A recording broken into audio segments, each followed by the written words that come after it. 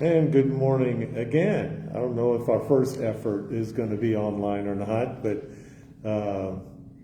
anyway. So here we are. We're at Numbers chapter 21. And if you haven't noticed by now, as you're reading through really all the historical events that are taking place after the Exodus, over and over again, the Hebrew. And they're basically saying, now we're back on. Okay, so we may be in and out.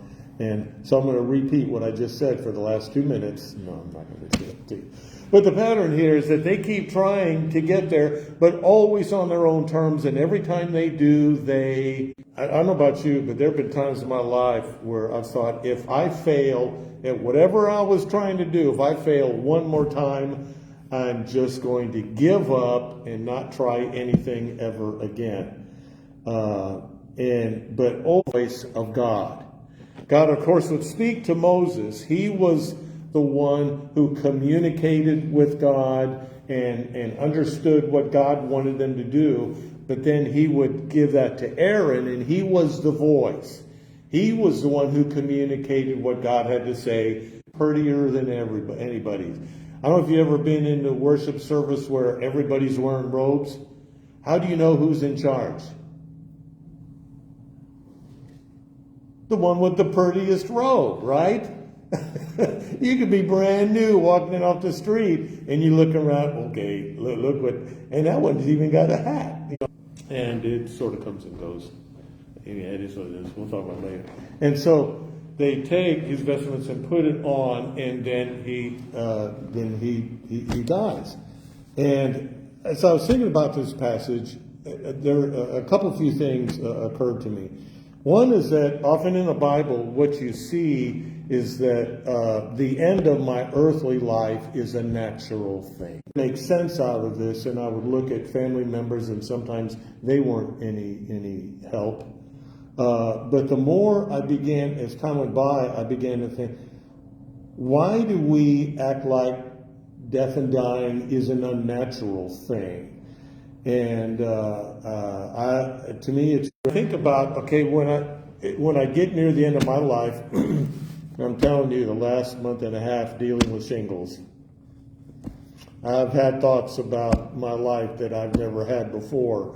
But I looked at this and I'm thinking, as I get close spiritually, what God has accomplished in my life, how can I, if you've ever been to any of my the funerals that I've done, there is nothing better than hearing people talk about how their lives have been touched by those that have gone on.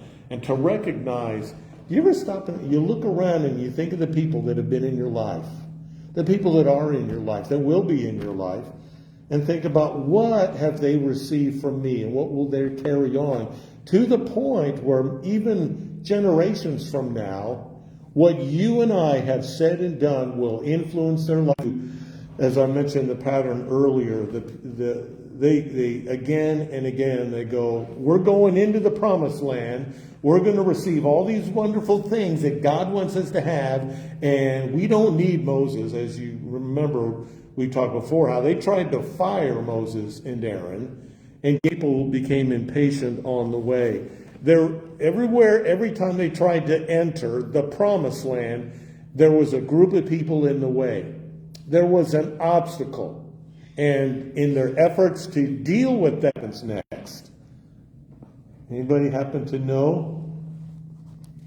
So Moses prayed for the people, and the Lord said to Moses, make a poisonous serpent or snake, set it on a pole. I was in the hospital too much as a kid. I remember seeing a snake on a pole thinking, that has got to be the lamest, weirdest, oddest symbol. Why would anybody go around with a metal snake? That was on their what they did, something that virtually no other animals could do. And over again, anybody ever raise snakes? I told you about my pet snake that I took in the house. It amazed me that my mom never told me to get rid of it. One day it got out of its jar, and I couldn't find it. It dies, but then there's a brand new one. And so even though they were scary on one side, on the other, they seem to have this supernatural ability to be born again. So they become the symbol of healing and life. And this is why, whether it's the ancient Egyptians or the Mesopotamians and whomever, you see snake. What did he tell them to do? To look at it. Now, this never really became clear to me until this past week.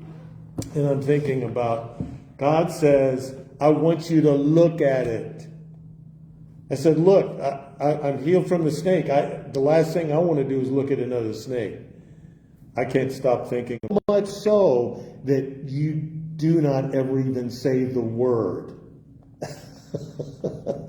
And so I said, being, you know me, I'm always thoughtful of other people's feelings. And for one moment, I became a smart aleck, and I said, you mean I can't say snake? And over and over and over again, they are messing up. They're making bad decisions. They become arrogant. I can do this without God. And they keep doing this over and over and over again because they never what? Because they never look at their failure. They just, okay, we'll go on from here and we'll try harder tomorrow. How you got into this, because if I don't get you to look at the snake, you're going to do the same thing over and over and over again for the rest of your life. And it may not last long with all the snakes out here in the desert. And I thought, wow, all the times in my life, you know, we do not, I don't know about you, but I do not like looking at my failures. I don't like to look at when I mess up. When things don't work out the way I do. Part of the reason is that I've had jobs where about evaluating us and getting information about us and grading us and whatnot. And then one day I had a really good idea. I thought, why don't we ask if our boss gets evaluated? and I found out, you know, I got advice to my boss.